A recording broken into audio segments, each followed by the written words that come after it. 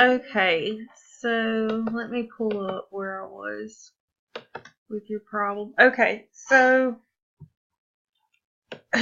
what I did was, if I can remember, this is what I got and I put it in and it was right.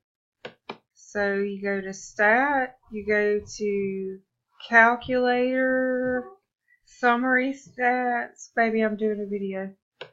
You go to Frequency and click on Variable 1, which is the only variable we have.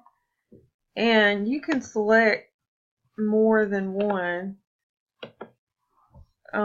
You can select all of these actually if you wanted to. I'm just going to select these two for now. And I click Compute, and it did my table for me. This is what I got. And so some of yours were off. I think it was these two and this one. But try it that way and see. Now you can always, which this is too time consuming, but you can always count the numbers in the class. But of course, when you're dealing with a lot of numbers, you want to be able to use a tool like StatCrunch to calculate the frequencies for you. So hopefully that'll kind of help you get started on this problem.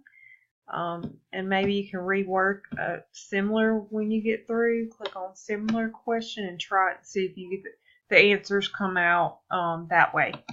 Okay.